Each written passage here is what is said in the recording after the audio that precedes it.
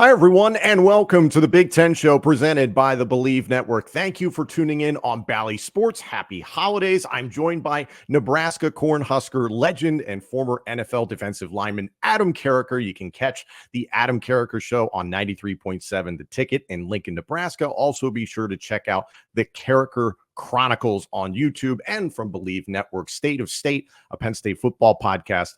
I'm Tom Hannifan. Lots happening in the Big Ten right now, Adam, as we get set for bowl season to really get underway, and of course the college football playoff. But I'm not even being biased here. We have to start with what in the world is going on in Lincoln, Nebraska. The transfer portal's open, and it seems like head coach Matt Rule might pull off the heist of the century with one of the most highly touted quarterback recruits in recent memory in Dylan Raiola. For those that don't know, can you kind of walk us through what is going on there in Husker territory? I mean, it's exciting times if you're a Husker fan. They're talking to Kyle McCord from Ohio State, their starting quarterback, former five-star recruit, about potentially coming to Lincoln. It seems like it's all but a done deal, but until things are announced, I never completely buy it, but that's what I'm hearing. Dylan Raiola was a guy who was originally committed to Ohio State, then he flipped to Georgia. He's got family connections to Nebraska. His dad, Dominic, was an All-American center here, okay? Remington Award winner. His uncle, Donovan, is the offensive line coach here who just got a one-year contract extension, a 53% raise. So people seem to be happy with him. So he's got all sorts of family connections. And even after he not only committed to Georgia, they moved to Buford, Georgia, to be closer to Athens, only an hour away. But he still showed up at a Husker basketball game last winter. He still showed up at a Husker football game this fall. Nobody thought anything of it because he's got family connections. He's committed to Georgia. Now, all of a sudden, it's like, whoa, he might be coming to Nebraska. Matt Rule, it was a tough season, tough first season. It was tumultuous, up and down, a lot of improvement on the defense, better run game, not great quarterback play, which cost you a lot of games you realistically could have won with a not-so-tough schedule. So there's been a lot of scrutiny. At the same time, the dude's built programs. And I think he learned from his time in Carolina that sometimes you got to put a little bit of accelerant on it because he wants to be patient. He's willing to absorb some early losses for the long-term benefit of the program, but he's readily admitted maybe he should have gotten another free agent or two in Carolina. And I think he looks at a guy like Dylan Raiola. He looks at a guy like Kyle McCord, Julian Fleming, a former five-star wide receiver, number one wide receiver in 2020, who could potentially be coming from Ohio State, as a little bit of college free agency, NIL transfer portal, and maybe a little bit of that accelerant he's thinking about. And he's doing a great job, at least getting us in the conversation to begin with.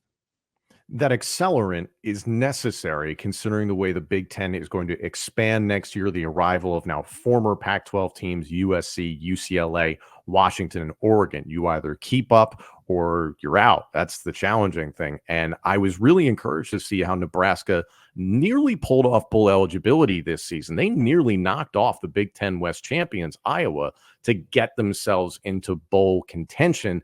It just didn't play out that way in the final moments there in Lincoln, Nebraska. And I also point towards the quarterback Sims, the transfer from Georgia Tech, what could have been there. So it's not that Matt Rule's made bad moves. It's just not worked out in season one. But Matt Rule's also been one of the most outspoken people in regard to what the transfer portal is, how to work it, how much people are valued at. What do you think Matt Rule knows that has him ahead of the curve right now? It seems like he is.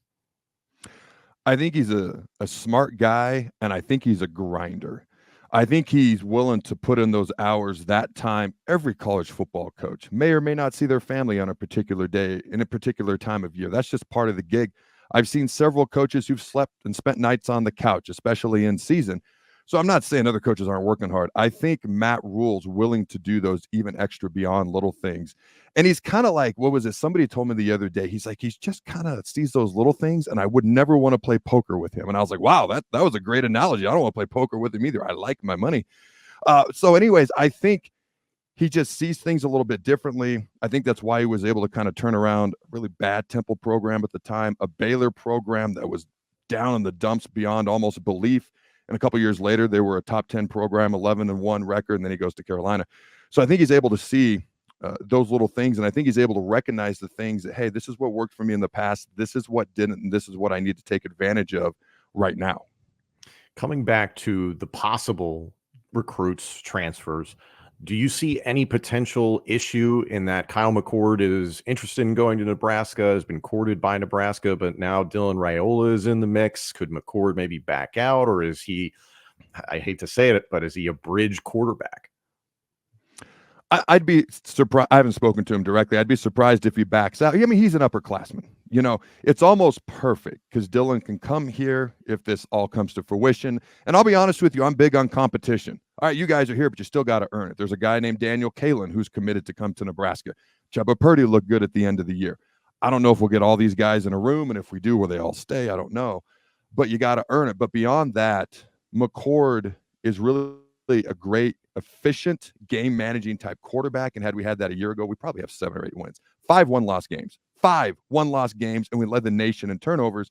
A majority of those came from the quarterback position. So I think he's perfect for what we're looking for now.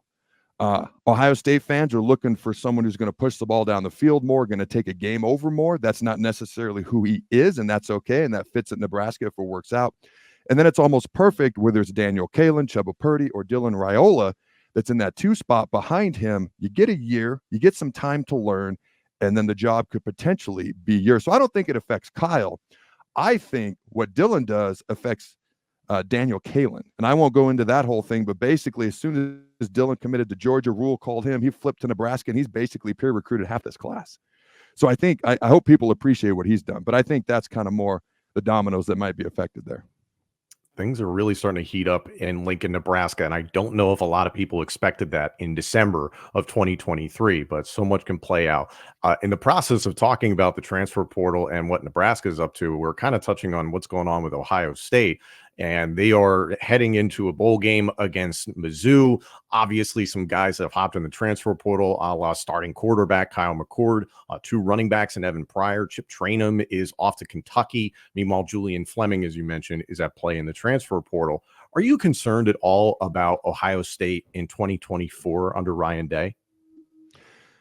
If you had asked me about the bowl game, yes. I don't know if anybody cares about bowl games, and that's sad to begin with. We'll get to that. Yeah. Yeah. Oh my gosh. The bowl game, I'm actually pretty concerned, but beyond that, no. I do think they had a quarterback battle. They didn't even, Kyle McCord wasn't even the designated starter until about game 3 or 4. So they've got other people in that room who are capable of taking over the job.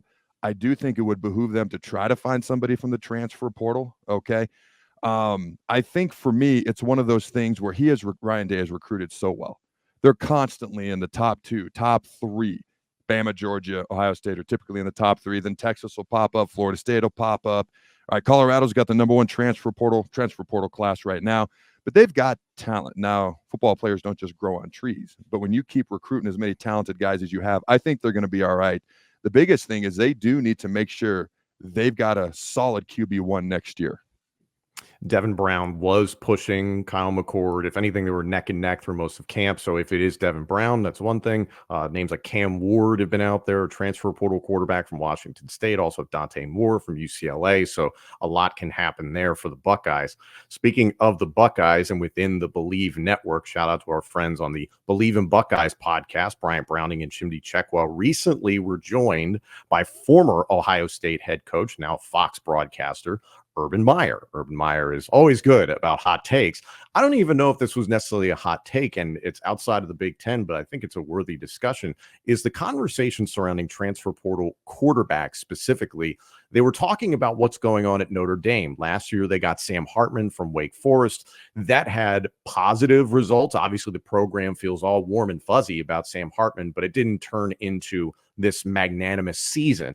Now they've got Riley Leonard, a transfer from Duke. At one point was a Heisman hopeful this year before getting injured.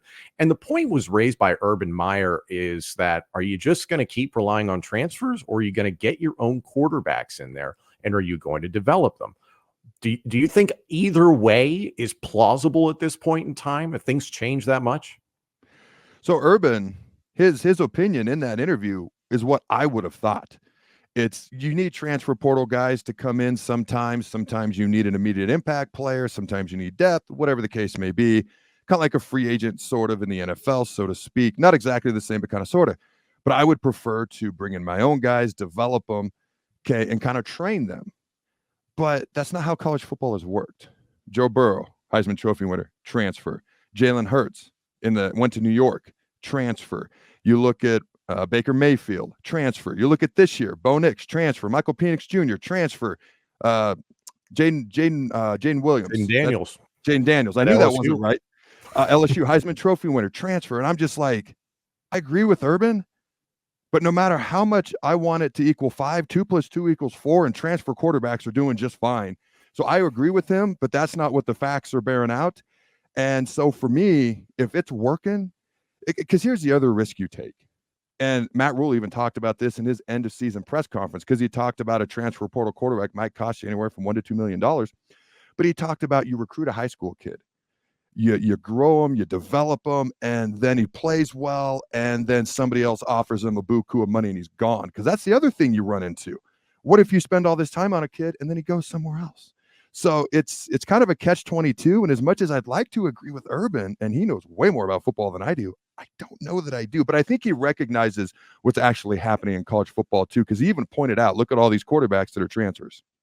A part of his conversation was specifically talking about seniors where this is their last year of eligibility. And we've been boggled by that entire situation with COVID and extra years, redshirt senior plus. It's complicated to see who has eligibility or not. Yep. But still, getting Sam Hartman in for a rental for 1 year, he's out. Riley Leonard, you get him in. So you see how it goes. But the quarterbacks you mentioned, Nix, Penix, Daniels, got multiple years within their new program, got a chance to be developed all over again, had a chance to learn a new program. I think that's a plausible model. It's obviously been proven, but I do have to agree with Urban Meyer. And I think a specific point that he was also trying to make, and I wonder what you think about this, is there a problem at Notre Dame in regard to recruiting quarterbacks? And do Marcus Freeman and company have a deficiency in developing quarterbacks? I think if you can, and I don't want to label them as this, but it's what's coming into my head, so it's what I'll say. If you have to keep doing 1-year rentals at quarterbacks, then the answer is yes. You need to be better about recruiting, developing. And I think you made a great point. Almost every quarterback that we've talked about that went on to be a Heisman Trophy winner or finalist, they weren't just there for a year. That first year is such a learning curve, especially a quarterback. By the time year 2 rolls around, you're coming back. You know what the coach wants. You know the expectation. You know the offense. You know the motion. You know snap count. You know every single little read. And now you're just getting better and better and better and faster at it. I watched Joe Burrow his junior year at LSU. He was above average, but not great. I wouldn't even call him very good. Then all of a sudden, he's one of the best college football quarterbacks we've ever seen just a year later. So I think that year 2 jump, it's almost like year 2 under a new head coach tends to be a good jump, and then year 3 is even a bigger jump. So I do think there's something to be said for bringing in a guy who's got at least 2 years, if not more, but at least 2 years to spend with you. Speaking of players that you can wrangle in the transfer portal, something my co-host Justin King and I have talked a lot about on State of State, a Penn State football podcast, is the concept of win share probability in regards to the specific positions that you can get in the transfer portal. Now, no disrespect to certain positions, but if you go get, I don't know, a middle linebacker, is he really going to win you ball games? Is he going to win you multiple ball games? The truth of the matter, much like the NFL, is that quarterbacks, pass rushers, and offensive tackles are the most coveted positions, especially this year and historically, in the transfer portal. So you have to look at some of these guys, tackles, pass rushers, you know what that game was all about. Can they really make a difference? And when you look at the transfer portal right now, how many program-changing difference makers exist right now? It's funny, because I've always said, and college football is becoming obviously way more and more like the NFL every day. Okay. And so I've always said in the NFL, it's guys who throw the ball, guys who get after the guys who throw the ball, and the guys who protect the guys who throw the ball. Those are the most coveted players. And every once in a while, there's a DB. Okay. If you have a lockdown DB, that can change things as well. You look at, I think Cam Ward is a guy wherever he goes. And I know he's kind of projected right now, probably towards Miami a little bit more. Wherever he goes, he's a difference maker. And one of my favorite things about him is he wasn't even highly recruited coming out of high school. Like, he is pretty much self-made throughout college. So I love a kid like that even more. And I'm not even going to try to pronounce his last name. I just call him Princely U. Okay. The edge rusher from Florida. He's the top edge pass rusher in the entire transfer portal, number 3 overall player. Okay. I know he took a visit to Ole Miss Monday. I know that Nebraska is still on the table, and there's probably about one other school that's still on the table. But whoever can get a guy like that is going to get an immediate impact player. I mean, Pro Football Focus actually rated him the top defensive player on Florida's defense last year.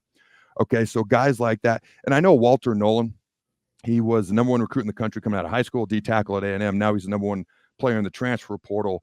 If you go by best player, he probably is the best player. You go by biggest impact, I'm going to look more towards quarterbacks and edge rushers, kind of like we talked about, just because they impact the game a little bit more, just like you said. And then I'm sure we could go on and on about the fluctuation between the pass rusher concept at defensive tackle versus defensive end, but that's for another day. Let's project ahead to the college football playoff. The controversy surrounding Florida State seems to be in our rearview window as long as you live outside of the state of Florida. It sounds like a number of lawsuits have been filed. The governor of Florida has gotten involved. Obviously, Seminole fans are pretty ticked off, but what we have is Washington versus Texas and Michigan versus Alabama. How do you feel about that Final Four? So my son's tackle football team just went down to Florida, played in nationals, and then he's off to high school next year. When we were in Orlando, first of all, I didn't know there were so many Florida State Seminole fans in Orlando. It must be a lot closer to Tallahassee than I realized. I saw 0 Hurricanes, 0 Gators, like hats and shirts walking around, but no less than like 50 Florida State. Maybe it's just people are mad and they were showing their support. So people in Florida are definitely up in arms, at least in Orlando and Tallahassee for sure. I mean, Florida State should have been in. We don't have to belabor this. Florida State should have been in because I don't like to project what I think is going to happen in the game. I have to go off what actually has happened in front of me. Otherwise, why do we play the freaking games? Here's the other thing that doesn't make any sense to me. How does Liberty jump SMU? Liberty's undefeated. SMU has 2 losses, but beats Tulane, who was the highest ranked group of 5 team, would have been in. They're the AAC champion, not to be confused with the ACC, but yet Liberty jumps them, and the committee's reasoning was, well, Liberty won all their games. What? Where was that with FSU? Like 2 + 2 has to equal 4, people. I'm just saying. I'm going to come back to that. So for me, and then I even looked at strength of schedule. SMU wasn't off the charts, but strength of schedule, Liberty was 132. So, and they're the number 1 rushing offense in the country, the only team to average over 300 yards rushing a game. So we'll see what happens. It'll be exciting, but you got to use the same logic to Florida State. Now you move to the teams that are actually in. Now, I'm that guy. There's always a silver lining. I don't care how dark the cloud is. There's always a silver lining. You just got to look for it. Sometimes it's better. Sometimes it's not. Here's the silver lining. Man, Florida State would have been such a huge underdog, and I don't know that it would have gone well. I would have taken that out of the equation as far if I were a CFP voter. But now that we've got these 4 teams, I think it's actually the 4 best teams, and they may be 2 of the best college football playoff games we ever had. Bama and Michigan's going to be neck and neck. I think Washington's a little underrated. I see why Texas, the trenches, the O-line, the D-line, they have the advantage over every team, barring maybe Michigan's O-line in the trenches, and that's in the CFP. So I think it's going to be 2 great games. I think it's going to be fun to watch, and that's the silver lining is it is probably the 4 best teams, maybe not the 4 most deserving. I don't want to get like final scores from you or even a national champion, but who do you think winds up in the national championship game? I'm going to go with Michigan over Bama. I watched that Bama-Auburn game. What a miracle play, but they found a way to make it. Then they go out and they beat Georgia. 2-time national champs, hadn't lost in what, almost 2 years or 2.5 years? Okay. Beat the number 1 team in the country. I think it's going to come down to Michigan has not really faced a mobile quarterback all year. Bama's quarterback, maybe the most improved player in the entire country. He was struggling early on. I'm like, they're going to have 3 losses this year. The worst team that Saban had since about 2000, I think 11 or 12, they had 3 losses. Okay. The only time ever. And then he's got better and better and better, but his legs are something that Michigan hasn't seen all year. And then the offensive line for Bama was really bad at the beginning of the year, especially when they got exposed versus Texas. It's how do they do in the trenches versus Michigan? And can Michigan's defense keep containment on Alabama's quarterback? With Texas and Washington, Texas has the advantage in the trenches. They look like a national championship type team. In my opinion, Washington gets overlooked. Their players aren't as highly recruited, so they're not as flashy. You know, we weren't talking about them on signing day or transfer portal day. So all of a sudden, here's this undefeated team from what was probably the best conference in America this year, and they just found a way to win game after game and beat Oregon twice somehow. I'm going to go with Washington, even though I'm surprised myself. I'm going to go with Washington because I'm looking at what they've done and they just find a way to keep winning against ranked team after ranked team after ranked team. So I got Washington and I got Michigan, and I know I went with the 2 higher ranked teams. So no surprise there. I am genuinely surprised to hear you pick Washington over Texas, but I could see that game honestly going either way. Mhm. I think with the offensive capability of both teams, this has the potential to be a shootout. But yeah, I just don't know. To the point you were saying about Texas, they're great in the trenches. Washington reminds me a lot of the teams that Kyle Whittingham has fielded Mhm. at Utah. I'd say more circa 2022 than anything out of respect to what happened this season for Utah. So I'm really interested to see that game. And I think Michigan versus Bama. Michigan looked a little bit awkward there when it was revealed they were playing Alabama. Nick Saban and company Yeah. looked very, very cozy. So I'm curious to see how that thing goes. I think it'll be lower scoring. Personally, I think Bama, Texas, the complete opposite, not to just be a Mhm. contrarian, but I Oh, I like get it. Bama's Yep. momentum at this point in time, and I like Texas. So it feels like it's going to be explosive, like your favorite wrestler of all time, Bill Goldberg. You know what I mean? Who's next? The You're man. you're a big wrestling fan. I am. I've actually had the opportunity to interview guys like Roman Reigns back when he was in the Shield, and Goldberg and a bunch of other guys. I've actually, one final thought. I think that Washington Texas game, because they've got NFL receivers, they've got an NFL quarterback for Mhm. Washington, but can they protect Michael Penix? I think it's going to come down to that. So I got a couple questions for you because you Hit me. spend a lot of time in the WWE. You're in the TNA now, in TNA now. Okay, who uh who's your favorite WWE superstar you've ever been around or been able to work with, and why? I've ever gotten to work with. Wow. I would say it's currently Drew McIntyre, and that's no disrespect to anybody else on the roster. I had so many good interactions. Drew McIntyre is one of the nicest human beings you'll meet. Now, right now, what he's doing on TV, he's not the nicest guy. At least that's the way fans perceive it. But I had the honor and the privilege of calling his 2 WWE championship wins. He is so communicative when it comes to someone who is doing play-by-play commentary on his matches, constantly getting with us, giving us notes, giving us information, trying to help us tell his story even better than he's doing it in the ring. And on top of that, for some of the reasons that you like Goldberg in terms of just that big dude who looks the part, Drew McIntyre looks the part and can be a franchise player. So he's one off the top of my head. And trust me, there are many. I love his story. The chosen one to being fired to going, I think it was TNA Impact that he went to, For right? a little while, yeah. Yeah, making a name there and then coming back and winning a couple championships, a Royal Rumble, beating Lesnar. It kind of stunk that was during COVID, so he didn't have that fan reaction, but it was still awesome. One last question for you: and it's Impact Wrestling now, correct? Not TNA, is that We're correct? about to be TNA wrestling once again in January. Okay, We're very excited. okay, awesome. Sorry, I hope I didn't screw that up. All good. What's the biggest difference between WWE and TNA through your experience?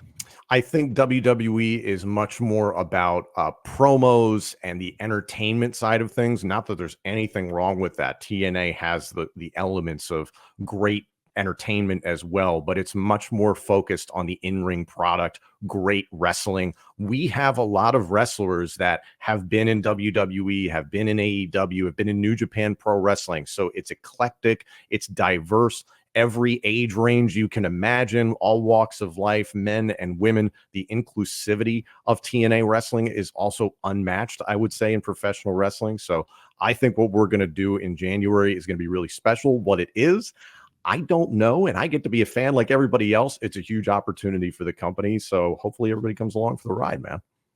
That'll be awesome. I would encourage people to check it out. And if you follow TNA Impact since its inception with Jeff Jarrett and then Dixie Carter and then Billy Corgan and all up to date now, it's been fun to watch. And the fact is, there's still a successful wrestling company that is around and growing, and there aren't many companies that can say that. 22 years later, as of 2024, we got to get Adam Carriker in a TNA ring right in the impact zone. I think that'd be fun. He is Nebraska legend Adam Carriker. I am Tom Hannifan. Thank you so much for tuning in to the Big Ten Show presented by the Believe Network, and happy holidays.